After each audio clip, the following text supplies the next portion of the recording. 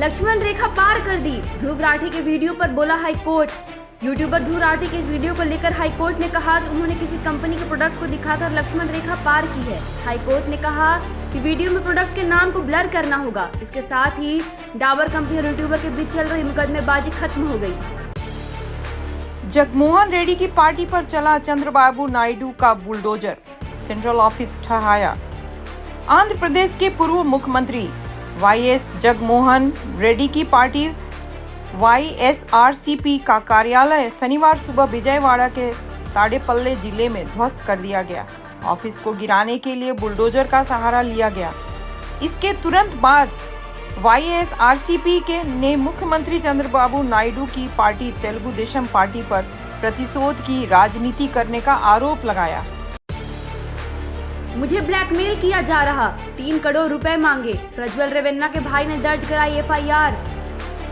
अश्लील वीडियो और यौन शोषण मामले में आरोपी प्रज्वल रेवन्ना के भाई ने 2 लोगों के खिलाफ एफआईआर दर्ज करवाई है। प्रज्वल के एमएलसी भाई सूरज रेवन्ना का आरोप है कि उन्हें यौन शोषण मामले में बदनाम किया जा रहा है और 3 करोड़ रुपए की उगाही करने की कोशिश की गई। नकल और पेपर लीक के खिलाफ कड़े प्रावधानों वाली अधिसूचना जारी। नीट और यूजीसी नेट की परीक्षा को लेकर विवाद के बीच शुक्रवार को केंद्र सरकार ने लोक परीक्षा कानून 2024 की अधिसूचना जारी कर दी है। बता दें कि यह कानून फरवरी 2024 में ही पारित हो गया था। परीक्षा में नकल के हथकंडों और पेपर लीक शिकंजा कसने के लिए यह कानून लाया गया है। परीक्षा को निष्पक्ष और सुचारू रूप से कराने के लिए इस कानून में बेहद कड़े प्रावधान किए गए हैं। ममता की नाराजगी दूर करने में जुटी कांग्रेस, प्रियंका के पक्ष में वायनाड में प्रचार के लिए मनाया।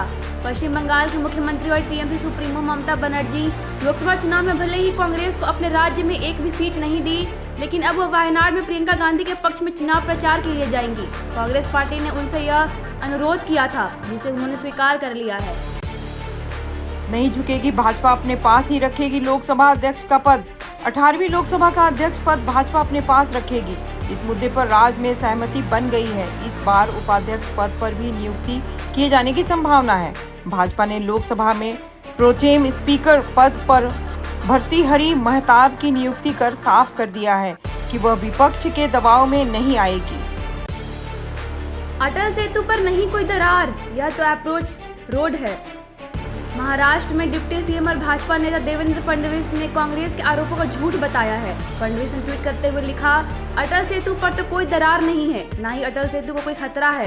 ये तस्वीर अप्रोच रोड की है, लेकिन एक बात साफ है कि कांग्रेस पार्टी ने झूठ के सहारे दरार का एक लंबा प्लान बना लिया है। जिन लोगों ने वोट नहीं दिया उनका क्या होगा, सोच लेना। अंडमान के बीजेपी सांसद की धमकी।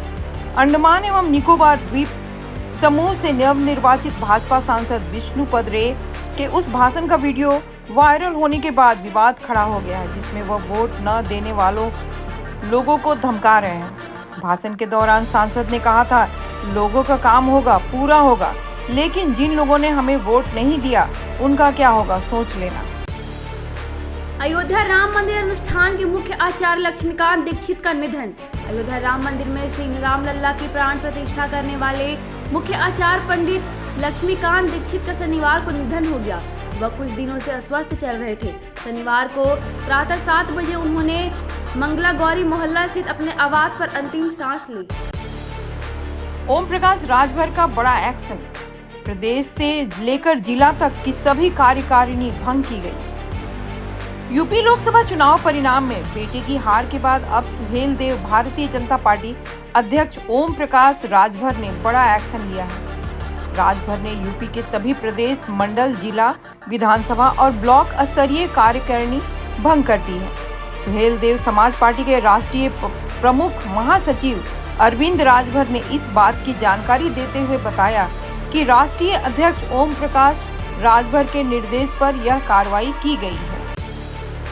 पेपर लीक करने वाले को छोड़ेंगे नहीं, बोले Tejashwi Yadav. NEET paper leak मामले में बिहार के पूर्व डिप्टी सीएम तेजस्वी यादव ने केंद्र की नरेंद्र मोदी सरकार पर निशाना साधा है। उन्होंने कहा कि जिसने भी यह काम किया है वो छिपने वाला नहीं है। पेपर लीक करने वाले को हम लोग छोड़ेंगे नहीं।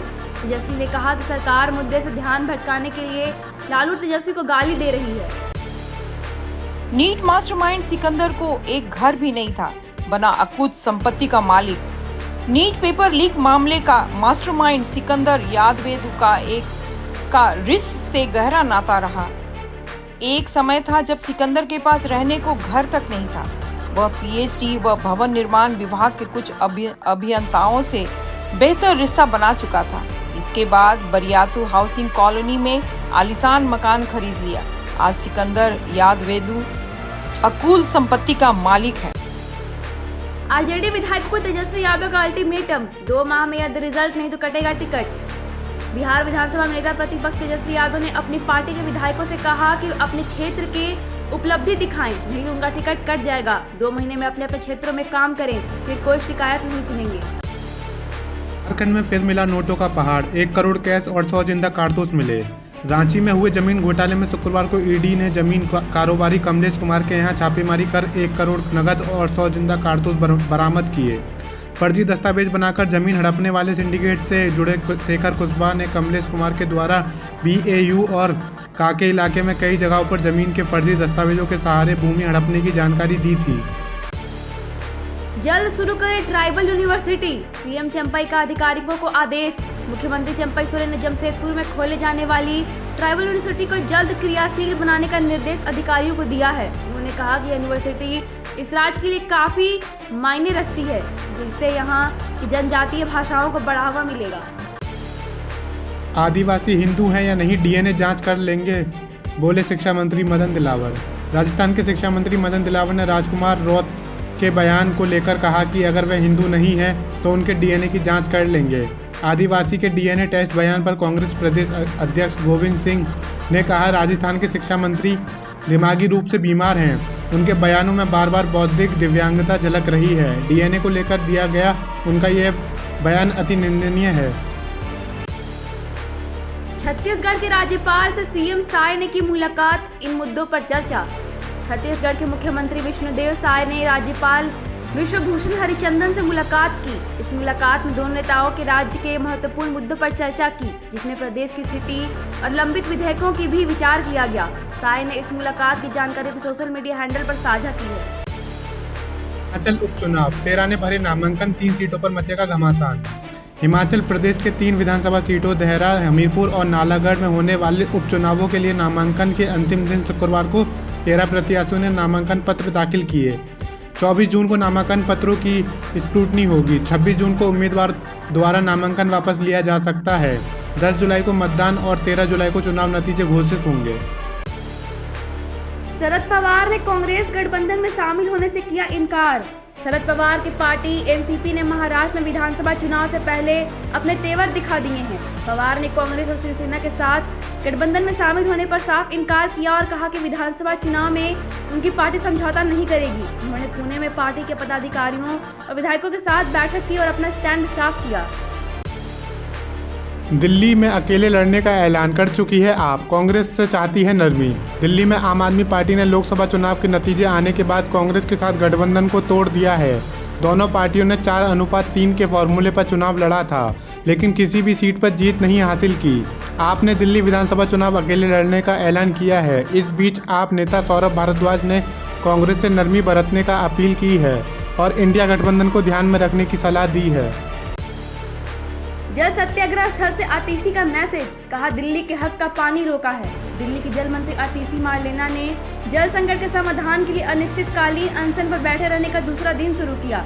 उन्होंने कहा कि हरियाणा की भाजपा सरकार ने दिल्ली के हक का पानी रोका है, जिसके कारण कई लोगों को पानी की किल्लत हो रही है। कहा कि कल भी दिल्ली के हिस्से के पानी से 110 MGD पानी भेजा गया था। करोड़ का पता नहीं चला तो अरविंद केजरीवाल को जमानत दे दी। हाईकोर्ट में ईडी की दलीलें। ईडी ने दावा किया है कि 100 करोड़ में से 55 करोड़ रुपए का इस्तेमाल नहीं पता चलने पाने पर जमानत देना गलत है। उन्होंने कहा कि उन्होंने 45 करोड़ रुपए का इस्तेमाल गोवा चुनाव में दिखाया है, लेकिन पैसे का इस्तेमाल कैसे हुआ यह प्रमाणित नहीं कर पाए। कहा उनके खिलाफ अभियोजन पक्ष की शिकायत दर्ज की गई है।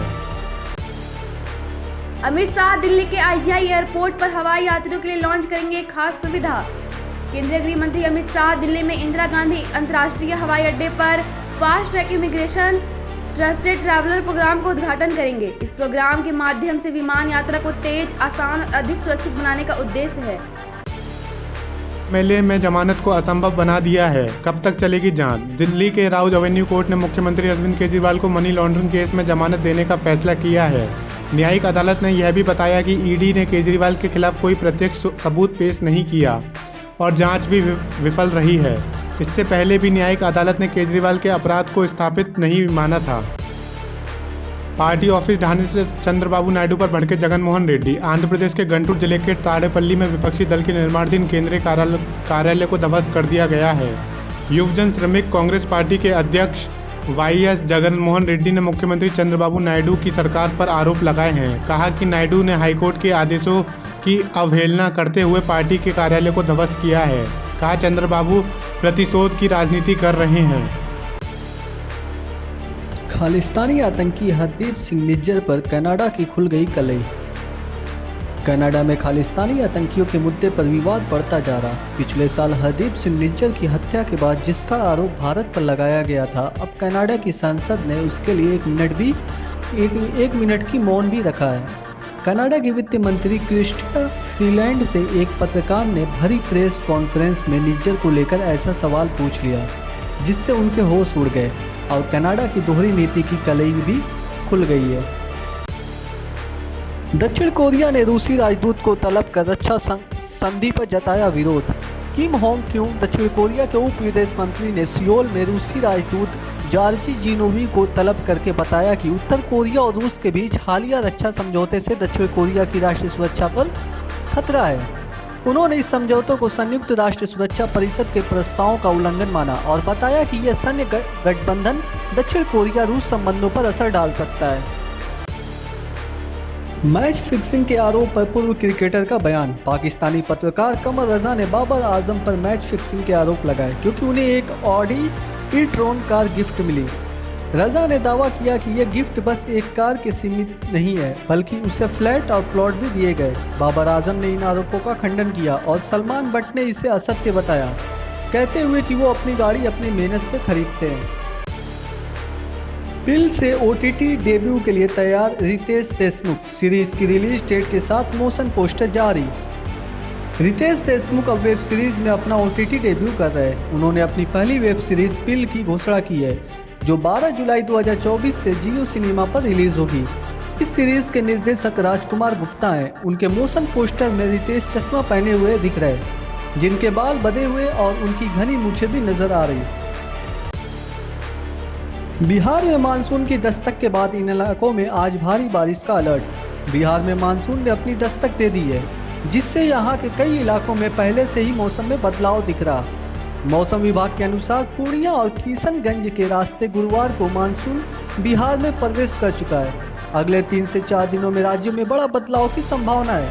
आमतौर पर 20 जून तक मानसून पूरे बिहार को कवर कर लेता है, लेकिन इस बार इसकी प्रक्षिप्ति का अनुमान 25 जून तक है।